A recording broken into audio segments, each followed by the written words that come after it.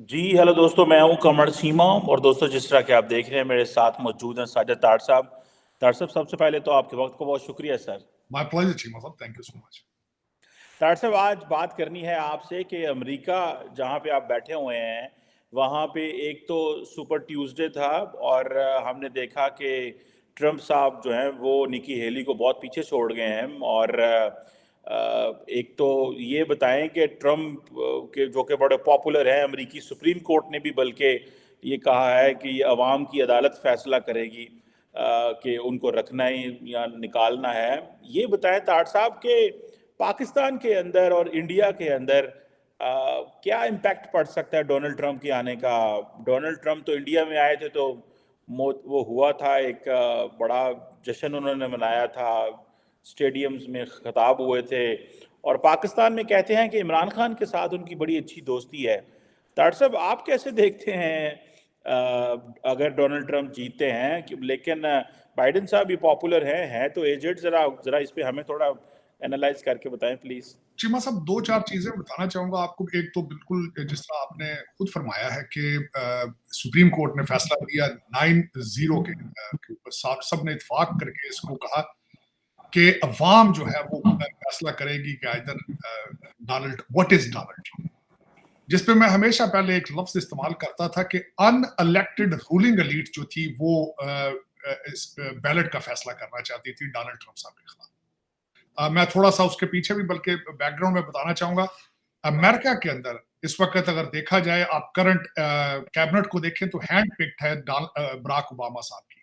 फैसले अगर देखें तो सारे वही कंटिन्यूस कंटिन्यूस वही पॉलिसी चल रही है जो बराक ओबामा की पॉलिसी थी। तो दर हकीकत अगर देखा जाए तो अगर एक शख्स वाहिद जो है वो 12 साल एस्टेब्लिशमेंट को कंट्रोल करे तो फिर वो बहुत पावरफुल हो जाता है। एस्टेब्लिशमेंट क्या, डिपार्टमेंट ऑफ जस्टिस, एफबीआई एजेंसियों को कंट्रोल करे तो वो बहुत पावरफुल हो जाता है। और इस वक्त अमेरिका की जमहूरियत को सबसे बड़ा खतरा जो है वो एस्टेब्लिशमेंट से। साथ में उसको सपोर्टिंग आर्गूमेंट ये दूंगा कि कल इलान मस्क ने भी ट्वीट किया है कि इस वक्त पूरी दुनिया के अंदर गवर्नमेंटें और एस्टेब्लिशमेंट स्ट्रांग हो रही है और नुकसान किसका है? जनरल मैसेज का और वोटर्स का नुकसान। उसको अगर आप दूसरे लफ्जों में अथॉरिटेरियनिज्म की राइज देखें, दूसरे लफ्जों में आप पॉपुलरिज्म की राइज देखें, लेकिन ये सारी चीजें अगर देखी जाए तो this is anti democratic values. अब उसी यही 3 साल कुछ नहीं कहा गया डोनाल्ड ट्रंप को। जूं ही वो कैंडिडेट बनते गए, जूं ही उनके पोल आए, तो डिपार्टमेंट ऑफ जस्टिस ने लाइनें लगा दी एलिगेशंस की। 91 एलिगेशंस, इंडाइटमेंट्स। और उसमें बल्कि मुझे इत्तेफाक हुआ है कुछ एक हफ्ता प्रेसिडेंट साहब के साथ ट्रैवल करने का प्राइमरी में न्यू हैम्पशायर के अंदर। तो वो मैं उसमें खासकर उनके साथ जब मैं स्पीचेस सुनता था, उन्होंने एक दफा कहा कि मेरे ऊपर जो है हमारे यहाँ शिकागो के बहुत बड़े गैंगस्टर थे, उनसे भी ज्यादा मेरे ऊपर एलिगेशन मौजूद है। तो एक लगता है कि जिस तरह अनइलेक्टेड रूलिंग एलीट जजेस, secretaries of states, attorney generals जो कि कुछ अपॉइंटेड होते हैं, जजेस जिनको अपॉइंट किया जाता है, वो बैलेट का फैसला करना चाहते थे। 9-0 का फैसला आना एक बहुत बड़ी बात। लेकिन उससे आगे चलते हैं। जितने ज्यादा इंडाइटमेंट की जा रही थी, Donald Trump was looking victim, उनकी पॉपुलैरिटी में इजाफा हो रहा था। इस वक्त डोनाल्ड ट्रंप का सबसे बड़ा इख्तियार क्या है? वो इख्तियार बाइडेन की 4 साल की परफॉर्मेंस है। इस वक्त उनका सबसे बड़ा हथियार क्या है? रेड सी है, जहां पे वो नाकाम है। उनका हथियार क्या है? फॉल ऑफ काबल है। उनका हथियार क्या है? डी डॉलराइजेशन है। उनका सबसे बड़ा हथियार क्या है? वो मैक्सिकन बॉर्डर है, सदर्न बॉर्डर है। बल्कि मैं आपको खुद अपनी पर्सनल बताना चाहूंगा कि मैं अगले दिन जब अबू धाबी से यहाँ पे आया तो वो 10 मिनट के अंदर अंदर मुझसे तकरीबन 10 दफा मेरा पासपोर्ट चेक किया गया। तो एक इमिग्रेशन ऑफिसर को मैंने कहा, why you are checking the passport so many times? तो उसने कहा, you are going to America. मैंने कहा, but Mexican border is wide open. तो वो शर्मिंदा हुआ आगे से। तो दर हकीकत एक महीने के अंदर अगर चीमा साहब 3-3 लाख लोग बॉर्डर क्रॉस करके आ रहे हो, तो ये इसको गवर्नमेंट नहीं कहा जा सकता। दूसरा कल अच्छा उससे आगे चलते हैं। कल बाइडेन साहब जो है, अच्छा जो एक सबसे बड़ी चीज ये हुई है कि निक्की हेली ने जब विड्रॉ किया अपना नॉमिनेशन, उन्होंने एक और चीज की कि उन्होंने इंडोर्स नहीं किया, उन्होंने डोनाल्ड ट्रंप को इंडोर्स नहीं किया। उन्होंने वोटर्स को बल्कि चैलेंज किया कि वो आप खुद देख के फैसला करें आपने किसको सपोर्ट करना है। इसमें यहाँ पे पहले कहा जाता था कि इनको डेमोक्रेट पार्टी सपोर्ट कर रही है, इनको फंडिंग भी डेमोक्रेट्स कर रहे हैं, और जाहिर है जब उन्होंने इस तरह की स्टेटमेंट दी उससे नजर आ रहा था कि वो पार्टी लाइन्स के साथ नहीं। अब उससे आगे चलते हैं कि जब वो विड्रॉ उन्होंने कर लिया तो साथ ही डोनाल्ड ट्रंप साहब ने जब उनको he is the only candidate left at the Republican side, तो उन्होंने चैलेंज किया बाइडेन को कि मैं I want to debate him any time anywhere. तो उसका बाइडेन साहब ने जवाब दिया कि वो डिबेट नहीं करेंगे इनके साथ। ये निक्सन के बाद पहले प्रेसिडेंट होंगे कि जो डिबेट से भाग रहे हैं। अब उसका फायदा उन्होंने क्या उठाया, उन्होंने कल रात जो उनके इस टर्म का आखिरी स्टेट ऑफ द यूनियन खिताब था, उसको उन्होंने बिल्कुल इलेक्शन कैंपेन का खिताब उस तरह उन्होंने किया। उन्होंने कई जैब जो है वो लगाने की कोशिश की डोनाल्ड ट्रंप को। उन्होंने 13 दफा अपने प्रेडिसेसर का नाम लिया, डोनाल्ड ट्रंप का नाम नहीं लिया उन्होंने, लेकिन उन्होंने 13 दफा डोनाल्ड ट्रंप को चैलेंज किया अपनी तकरीर के अंदर। उन्होंने कोशिश की हर चीज को कवर करने की। उन्होंने बॉर्डर का भी जो क्राइसिस है वो रिपब्लिकन साइड पे करने की कोशिश कर दी कि ये बाई पार्टिसन बिल नहीं दे रहे, मैं ये करना चाहता हूं, मैं वो करना चाहता हूं। लेकिन उनकी बातों के अंदर जूस मौजूद नहीं था, हकीकत मौजूद नहीं थी। इस वक्त अगर देखा जाए तो जिस तरह मैं बर्नी सैंडर की एक बात कोट करना चाहूंगा यहाँ पे, जो कि प्रेसिडेंशियल कैंडिडेट रह चुके हैं, एक प्रोमिनेंट इंडिपेंडेंट सेनेटर हैं, उन्होंने अगले दिन तकरीर करके कांग्रेस में कहा था कि हम असला और पैसा गाजा की जंग में अमेरिका लगा रहा है, लेकिन इजराइल हमारी बात सुनने के लिए तैयार नहीं। कल इन्होंने इसी तरह की फ्रस्ट्रेशन का इजहार किया अपने स्टेट ऑफ द यूनियन के अंदर कि आपको मैं यह बताना चाहूंगा चीमा साहब, आजकल भी वो थोड़ी अपने पीआर अमेरिका करने की वजह से अपने हेलीकॉप्टर से कुछ चीजें फेंकते हैं नीचे फलस्तीन में अमेरिकन, ताकि लोगों को बता सकें कि हाउ गुड वी आर। लेकिन कल इन्होंने अपनी स्पीच के अंदर कहा है कि हम गाजा में एक पोर्ट एस्टेब्लिश करना चाहेंगे जहां से हम गाजा को जरूरियात जिंदगी सप्लाई कर सकें। लेकिन अमेरिका लाचार नजर आता है। इजराइल का इन्फ्लुएंस इतना ज्यादा है यहाँ पे कि फंडिंग भी कर रहे हैं, हथियार भी दे रहे हैं, लेकिन इजराइल इनकी बात सुनने से नहीं सुन रहा है। तो ये कमजोरियां हैं, हर एक को नजर आ रहा है ये कमजोरियां हैं। दूसरा फेक नंबर बताए जाते हैं। कल उन्होंने कहा जी कि अनएम्प्लॉयमेंट ये है, इकोनॉमी दुनिया से बहुत ज्यादा अच्छी है, ये है वो है, इन्फ्लेशन से लोग मरे जा रहे हैं, यहाँ पे बुरे हालात हैं, ओपन ड्रग मार्केट्स हैं, लॉ इन्फोर्समेंट के हालात बिल्कुल नहीं है, पुलिस आप कॉल करें तो नहीं आती। मुझे कल इत्तेफाक एक बच्चे से पाकिस्तानी से मिलने का इत्तेफाक हुआ जो उबर चला रहा था, उसकी गाड़ी किसी ने गन पॉइंट पे छीन ली, तो उसने मुझे बताया कि मैंने पुलिस बुलाई, तो उन्होंने कोई इन्वेस्टिगेशन करने का ना वादा किया, उन्होंने ये कहा कि तुम फला वेबसाइट पे जाके अपनी सारी चीजें ये डाल दो, we have murders to solve. वो वहां से चले गए। तो यही है। और आजकल अगर आप देखें तो कई सोशल मीडिया के ऊपर इस तरह के वीडियोस मौजूद हैं कि गाड़ी डीसी से दिन में चोरी होती है, रात को बाल्टीमोर की शिप से वो दुबई और अफ्रीका चली जाती है, और इन्हें पता है सारा जो क्या हो रहा है कंट्री के अंदर। इस तरह कंट्री चलते नहीं है। ये 15 मिलियन इलीगल लोग आ चुके हैं। जो मैं इसमें साथ एक सपोर्टिंग आर्गूमेंट ये बताऊंगा चीमा साहब, ये टाइम ये आ चुका है कि दूसरे ममालिक अब अमेरिका, अब जब उनके सिटीजन यहाँ आते हैं उनके लिए भी ट्रैवल एडवाइजरियां दे रहा है कि अगर आप अमेरिका जाएं तो खुदारा न्यूयॉर्क में जाएं, क्योंकि 1,57,000 इलीगल लोग जो है वो न्यूयॉर्क के होटलों में ठहरे हैं, जिनको अमेरिकन टैक्स पेयर पैसे दे रहा है। 3 टाइम उनको मील दिया जाता है, लॉन्ड्री कराई जाती है, 5 स्टार होटल में रखा है, और सारा दिन वो लूटते हैं, टूरिस्ट को मारते हैं। तो इस वक्त ट्रैवल एडवाइजरी, मैंने जिंदगी में ये भी देखना था कि अमेरिका के अंदर दूसरे ममालिक अब ट्रैवल एडवाइजरियां दे रही है कि अगर आप अमेरिका, हम रिकमेंड करेंगे if you go on your own risk और डोंट गो टू न्यूयॉर्क। तो ये हालात है, तो पता है इनको ये चीमा साहब, क्योंकि इनको अंदाजा है कि जो हो रहा है चीजें इनके कंट्रोल में नहीं है। बल्कि चीमा साहब, जब मैं इस अपने इंटरनेशनल दौरे के बाद आया हूं, पहले मैं समझता था कि शायद डोनाल्ड ट्रंप साहब आएंगे तो शायद हालात ठीक हो जाएंगे इस तरह, लेकिन मैं उससे भी मायूस हूं इस तरीके से कि एक प्रेसिडेंट 4 साल में क्या कर लेगा। और दूसरा, जब कौम ही नहीं तरक्की चाहती, कौम मैथ पढ़ने से इनकारी हो, कौम जब कहती हो वर्क फ्रॉम होम करना है, कौम जब ये चाहती हो कि हफ्ते में 4 दिन काम करना है, तो तरक्की किस तरह पॉसिबल है? किस तरह पॉसिबल? मैं नहीं समझता ये कि तरक्की हफ्ते में 4 दिन काम करने से तरक्की हो सकती। ताड़ साहब, वो तो बिल्कुल सही कहा आपने कि अमेरिका के अंदर के मामलात बड़े ख़राब हैं, लेकिन हमें बताएं कि ये हमारा क्या हाल होना है।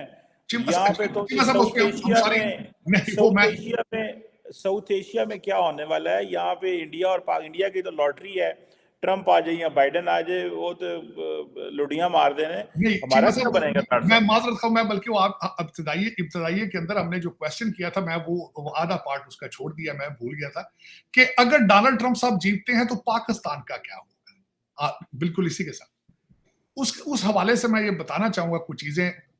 आपके रिलेशनशिप बेहतर होंगे ये, लेकिन उसके अंदर इमरान खान का कोई लेना देना नहीं होगा। मैं 2 चीजें उस पर बताना चाहूंगा। बेहतर किस तरह होंगे, क्योंकि 2 पार्टियों के फंडामेंटल डिफरेंसेस मौजूद हैं। जब कोई रिपब्लिकन आता है तो पेंटागन को स्ट्रॉन्ग करता है।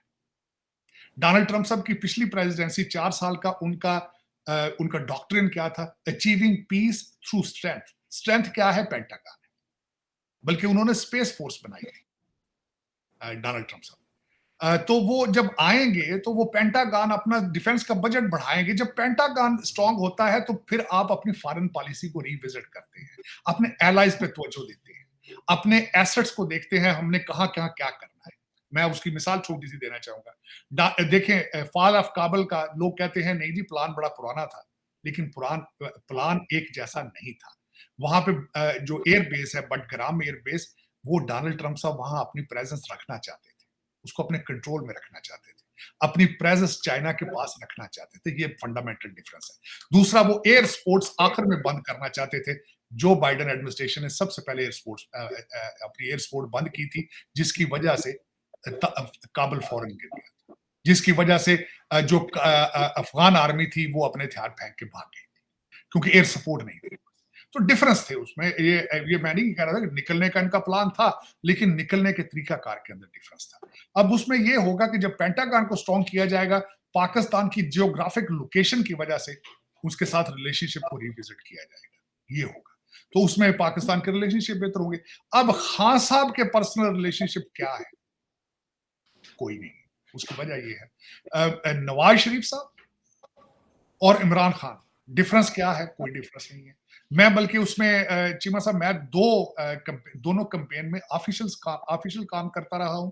बल्कि मुझे एजाज हासिल है इस चीज का चीमा साहब कि मैंने जब डोनाल्ड ट्रंप साहब जीते थे, मियां साहब के साथ, मियां Nawaz Sharif as a prime minister जब उनकी बात थी, उसमें I was instrumental to convince the campaign और president's office to talk to Nawaz Sharif साहब, और उसमें बात हुई। बल्कि उसमें यहाँ मैं ये भी मेंशन करना चाहूंगा कि डोनाल्ड ट्रंप साहब की मियां साहब के साथ भी बात बहुत अच्छी हुई थी। जब लीडर एक दूसरे के साथ बात करते हैं तो मैनरिज्म चीजें होती हैं, तो उसमें भी बड़ी अच्छी बातें हुई थी, ऐसी बात नहीं है। लेकिन इमरान साहब को एडवांटेज ये है कि वो यहाँ विजिट करके गए हैं। मियां साहब बल्कि ने इतनी अच्छी बात हुई थी कि नवाज शरीफ साहब ने तो ट्रांसक्रिप्ट जारी कर दिया था। ट्रांसक्रिप्ट जारी किया था। और मुझे एम्बेरसमेंट उसमें हुई थी। मुझे कहा गया था कि हमारी डिप्लोमेसी जो है फॉरेन ऑफिस की, उसके नॉर्म्स में नहीं है कि इसको डिस्क्लोज किया जाए। लेकिन अल्टीमेटली बात उनकी हुई थी, अच्छी बात हुई थी। अफसोस के साथ मैं ये कहूंगा कि कई लोगों ने इमरान साहब के, खान साहब के पीरियड में ऐसा परसेप्शन क्रिएट करने की कोशिश की गई कि उनके जैरेड कुशनर के साथ पर्सनल रिलेशनशिप है। हालांकि they are businessmen, they are business people. सोचने वाली बात ये होती है अमेरिका के अंदर, मैंने ये देखा है कि जब भी कोई रिलेशनशिप होते हैं, बातें होती हैं, तो म्यूचुअल इंटरेस्ट बेसिस होती है। Mutual interest. पाकिस्तान अमेरिका को क्या दे सकता है? पाकिस्तान डोनाल्ड ट्रंप को क्या दे सकता है? खान साहब डोनाल्ड ट्रंप को क्या दे सकते हैं, क्या ले सकते हैं उनसे? तो मैं नहीं समझता कि, और दूसरा, अमेरिका की फॉरेन पॉलिसी, स्टेट डिपार्टमेंट और presidential office cannot tell another country के आप उनके साथ रिलेशनशिप, आप जी खान साहब के केसेस सारे खत्म कर दें, उनको घर भेज दें। It is not, this is not how the countries do, this is not how they do. मैं उसकी सबसे बड़ी मिसाल देना चाहूंगा, हेटी है, हमारे बिल्कुल पास है यहाँ पे। उसका प्रेसिडेंट जो था वो कीनिया गया है, उनसे पुलिसिंग के लिए कॉन्ट्रैक्ट साइन करने, वापस वो लैंड ही नहीं कर सका। ये साथ है बिल्कुल।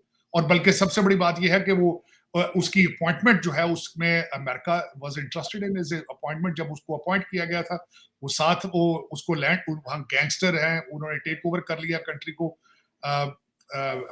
उसको तो वो लैंड नहीं कर सके। और साथ डोमिनिकन रिपब्लिक उन्होंने लैंड करने की कोशिश की, वहां भी नहीं लैंड कर सके, वो किसी और कंट्री में जाके लैंड किए हैं। तो दिस इज नॉट हाउ, ये एक बिल्कुल गलत परसेप्शन है कि डोनाल्ड ट्रंप साहब आएंगे तो वो आते ही पीटीआई के साथ शायद ज्वाइन कर लेंगे पीटीआई। तो ये दैट्स सब जो इम्पोर्टेंट बात में डोनाल्ड ट्रंप साहब, क्योंकि आपने उनके साथ काम किया है उनकी कैंपेन के साथ, और अभी भी आप काम कर रहे हैं उनकी कैंपेन के साथ। दैट्स सब ट्रंप साहब के बारे में कहा जाता है कि वो एक एक्सेंट्रिक पर्सनैलिटी है। जैसे फॉर एग्जांपल एक फॉर्मर उनके जो फाइनेंस टीम के बंदे हैं, उन्होंने रिसेंटली एक इंटरव्यू दिया, उन्होंने कहा कि हो सकता है वो पूरी दुनिया के साथ जो है वो टैरिफ के जो कवानीन ही बदल दें। One point. सेकेंडली, जो इम्पोर्टेंट चीज़ है ऑन इंडिया, मेरा ख्याल है इंडिया के साथ उन्होंने दोस्ती भी की, लेकिन इंडिया को वो टफ टाइम भी देते थे फॉर एग्जांपल। और हो सकता है कि वो प्रो चाइना हो जाएं और इंडिया को टफ टाइम दें। जैसे कि फॉर एग्जांपल आपको याद होगा अफगानिस्तान में उन्होंने कहा था इंडिया ने क्या किया, लाइब्रेरी तो बनाई है। सो इंडियंस बड़े उस पर बोले थे कि भाई क्या है। एंड देन पाकिस्तान के हवाले से उन्होंने कहा था कि बात करें, मैं मीडिएशन कराता हूँ, तो इंडियंस को सवाल वो करना पड़ा। सो वो बहुत सारी चीज़ें ट्रेडिशनल तरीके से नहीं करना जानते या नहीं चाहते, या इसी वजह से वो पॉपुलर हैं, इसी वजह से लोग उनको पसंद करते हैं, बिकॉज वो सीधी लाइन नहीं लेते। दैट्स सब अगर ये आते हैं और आके इंडिया पे ही एक टफ लाइन लेते हैं कि जी हम टैरिफ रिवाइज करेंगे, इंडिया ने बहुत ज़्यादा फायदे ले लिए हैं बिकॉज उनको एडवांटेजेस हैं in terms of trade with United states, तो आपको नहीं लगता कि ये एक शॉक हो सकता है? बिकॉज लुकिंग एट के वो जो टैरिफ के जो लॉज हैं वो पूरी दुनिया के वाले से चेंज कर सकते हैं। आपको लगता है कोई ऐसे फैसले कर सकते हैं वो? चीमा साहब, सबसे पहले तो मैं ये बताना चाहूंगा कि उनकी फंडामेंटल उनकी सोच क्या है और उनकी कंपेन का लोगो क्या है।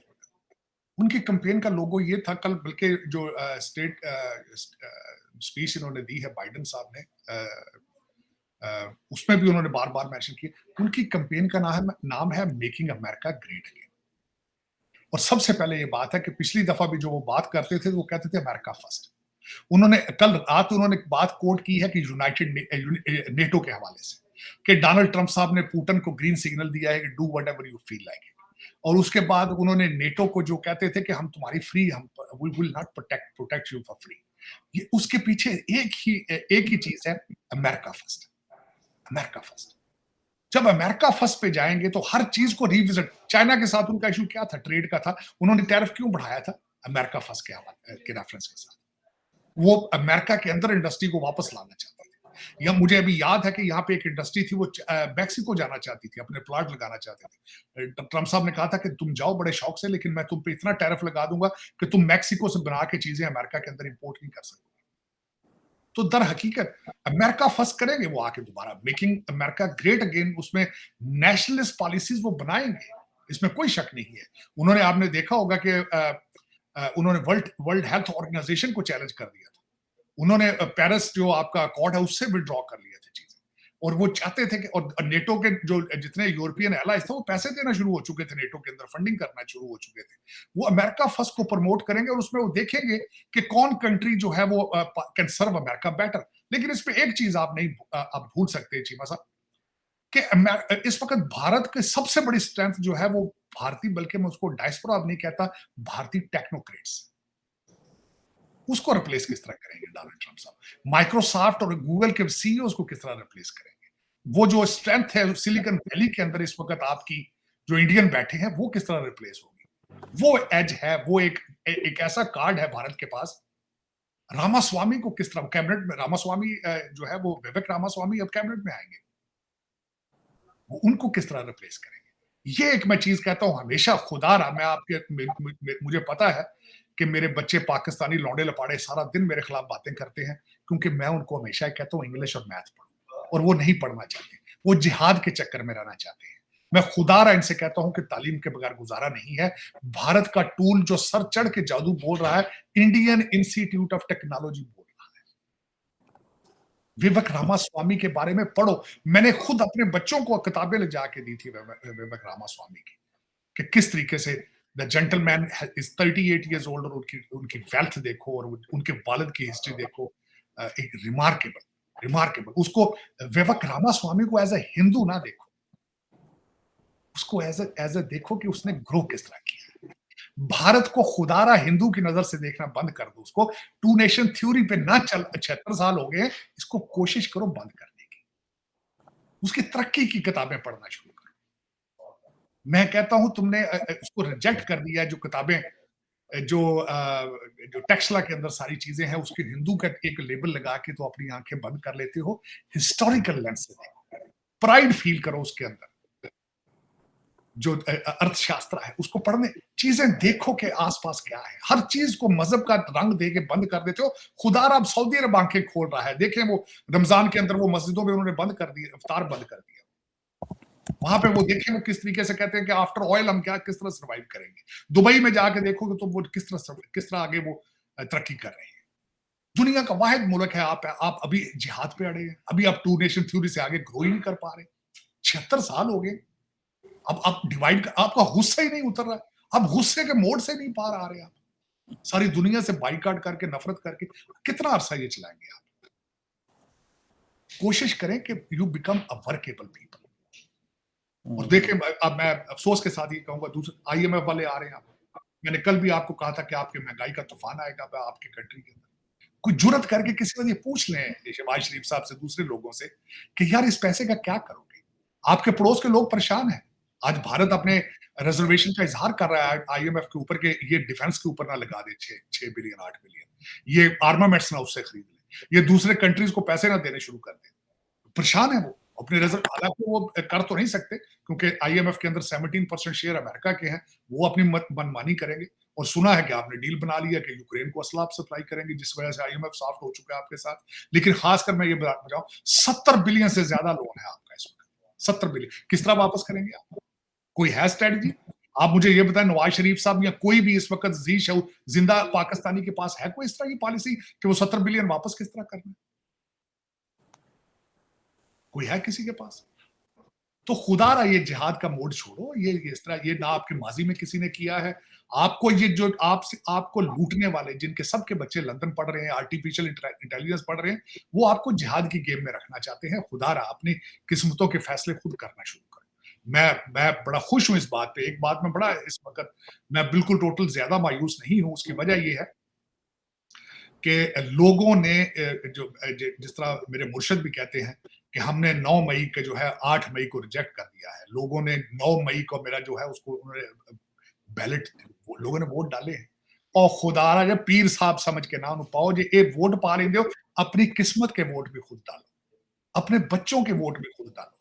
उनको मैथ पढ़ाने की कोशिश करो, उनको गजवा हिंद ना सिखाओ। तुमने नहीं, तुम्हारे माजी में ये चीजें नहीं की। तुमने मुगलों के सामने सरेंडर किया था, पठानों के सामने, अब्दाली के सामने आप लेट जाते थे भाईजान। आपने मजहब तब्दील कर लिए थे पठानों के कहने पे, जूतों के उनके खौफ से। तो खुदा रहा ये इस तरह ना करो। अपने डीएनए को समझने की कोशिश करो और तरक्की की तरफ जाओ। मैं ये नहीं कह रहा हूं, बल्कि मेरी हम्बल रिक्वेस्ट है, रमजान आने वाला है, कोशिश करो कि इस महीने में लूट मार कम करो। मैं जो आपका एक पाकिस्तानी हर बंदा कहता है, कहते हैं इस महीने भाईजान 11 महीने के पैसे बनाने। खुदा रहा ये स्लोगन छोड़ो। This is not the Ramzan is about. इसकी फिलॉसफी समझने की कोशिश करो। अब Ramzan is not about dieting plan. आंख का रोजा रखो, नीयत का रोजा रखो, स्पिरिचुअलिटी में जाओ, उसको हम्बल हो जाओ। और शाम को अपने पड़ोसी को जाके कोई अगर भूखा है तो उसको देने की कोशिश करो। That is Ramzan, that is Ramzan. Otherwise ये डाइटिंग प्लान कर रहे हो, एक मैं गारंटी कर देता हूँ जो मैंने अपनी जिंदगी में खुद आजमा के देखा है चीमा साहब, ये मना दे सौदे ने, मना दे सौदे ने। मैं इस दफा कुछ चीजें भारत से सीख कर आया हूँ, जो अमृतसर इस दफा मैंने सीखा है। मैं इस पे कंक्लूड करना चाहूंगा चीमा साहब। आई विश मैंने अमृतसर से सीखा था, मन नीवा ते मत ऊंची। मन नीवा मत ऊंची। मन नीवा करो, मत ऑटोमेटिकली ऊंची हो जाती। ਤੇ ਮਨ ਦਾ ਰਾਖਾ ਵਾਹਿਗੁਰੂ, ਮਨ ਦਾ ਰਾਖਾ, ਮਨ ਦਾ ਰਾਖਾ आप वाहिगुरु, मन नीवा मत ऊंची, मन नीवा करो इस रमजान में खुदा के लिए अगर कर सकते डॉक्टर साहब वो ठीक है आपकी बात। आखिरी बात आपसे करूंगा, वो इंडिया ने 10,000 फौजी भेज दिए हैं चाइनीज बॉर्डर पे। वो एक नई लग रहा है कोई एस्केलेशन है। 21 राउंड जो मिलिट्री डिप्लोमेसी के हैं वो नाकाम हो गए हैं। सो लग तो ये रहा, और ये सुना 10,000 फौजी पाकिस्तानी बॉर्डर से निकाल के उन्होंने उधर लगाए हैं। आप क्या कोई एस्केलेशन देख रहे हैं, क्या देख रहे हैं? क्योंकि how do you see this? मैं आज सुबह मैं सारा उस पर मैंने देखा है कि किस तरीके से डिप्लॉयड हुए हैं, बल्कि उसके ऊपर मैंने जयशंकर साहब की स्टेटमेंट भी देखी है कि उन्होंने कहा कि it's there but it's not worrisome, ये उनकी स्टेटमेंट थी। मेरे ख्याल में इस जस्ट शो ऑफ थिंग, लेकिन ट्रेड वैसे ही उनका चल रहा है और हो सकता है कि इस पे कोई मुझे तो कई दफा इसमें से कहते हैं smell rat out of it. Reason ये है कि अमेरिका का बहुत ज्यादा प्रेशर है, ये भी है कि आप लद्दाख वाली साइड से एंगेज करें इंडिया को, चाइना को, मेरे ख्याल में। लेकिन ये कि नहीं, मेरे ख्याल में नहीं है। इस वक्त इलेक्शन भी तो है, ये भी तो सोचना चाहिए, इलेक्शन भी है और इलेक्शन की वजह से कई चीजें आउट ऑफ नॉर्म भी होती हैं। लेकिन मेरा नहीं ख्याल कि both countries they are both, China की इकोनॉमी स्लगिश है, China can not afford conflict और एनी एक्सरसाइज इस तरह की, और Bharat is rising at the same time 8.4% economy को वो भी चाहेंगे कि इस पे कोई शाख ना आए। मैं नहीं समझूंगा कि both countries are very wise, और बोथ कंट्रीज ने जो दोनों भारत और चाइना के अंदर एक चीज जो कॉमन है चीमा साहब, शॉर्ट पीरियड के अंदर इकोनॉमी ग्रो की है, short very short period.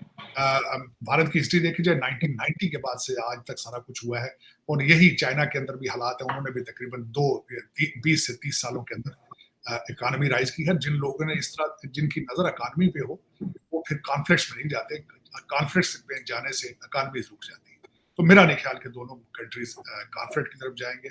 Election है, शायद वो हो या कुछ अमेरिका का प्रेशर हो, इसके अलावा मैं समझता हूँ कि nothing is serious, मेरे ख्याल में।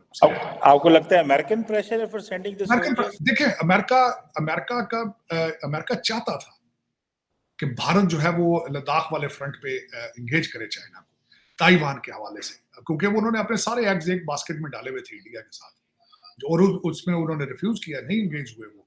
और उसी वजह से, और दूसरी जो ये अंदर इंटरनल जो थे खालिस्तान के हवाले से, और उसके बाद चाइना फौरन भारत जो है उसने अपने सेकंड ऑप्शंस पे रशिया के साथ ज्यादा डायलॉग शुरू कर दिया चीजें, जिससे अमेरिकन्स दे वर डिसअपॉइंटेड। तो उसमें शायद वो हो सकता है, पॉसिबल है, मैं तो ये मेरा गेस ही है। लेकिन फॉरन इलेक्शन, एक मैंने आपको बताया इलेक्शन होने वाला है, उसमें भी जाहिर है कि थोड़ा बहुत प्रेशर चीजें होती हैं सामने। दूसरा, मोदी साहब का बड़ा सक्सेसफुल ट्रिप था कश्मीर का, वहां पे गए, कश्मीर में डेवलपमेंट है वहां पे इलेक्शन की वजह से। तो मैंने अमार ग्रुप को बड़े करीब से देखा। मैं जब इस वक्त मिडिल ईस्ट में था, तो अमार ग्रुप पे वहां पे माल ऑफ कश्मीर बनाने के लिए तैयारी है उसकी वहां पे। तो वो मेरा नहीं ख्याल कि कोई ज्यादा कॉन्फ्लिक्ट होगा, डिप्लॉयमेंट ही है सिर्फ, इससे आगे मजीद नहीं जाएंगे। मैंने आज सुबह जो स्टेटमेंट आपको बताया कि मैंने जयशंकर साहब की सुनी है, उन्होंने कहा nothing to worry about it, we are just watching things very closely. Let's see doctor साहब क्या होता है। बिल्कुल आपने सही कहा कि अमेरिकन्स तो चाहते हैं कि ये इंडियंस थोड़ा सा टेक ऑन करें चाइनीज को, और चाइनीज को टेक ऑन करें। और दूसरा 8.4% से भी परेशान है अमेरिकन, जो सारे वेस्टर्न सिविलाइजेशन परेशान है, क्योंकि अमेरिका 2.1% पे है, भारत 8.4% पे, तो उनके लिए ये भी बड़ी समस्या। सही कह रहे हैं ये, this is another way to slow the growth, कि अगर आप मिलिटरीली कॉन्फ्लिक्ट में एंगेज हो जाएं किसी में, तो या आपकी डाइवर्जन्स लग जाएं, तो आपको स्लो करना may be a plan. Let's see क्या होता है। ताड़ साहब, thank you very much for your time. ताड़ साहब, बहुत शुक्रिया।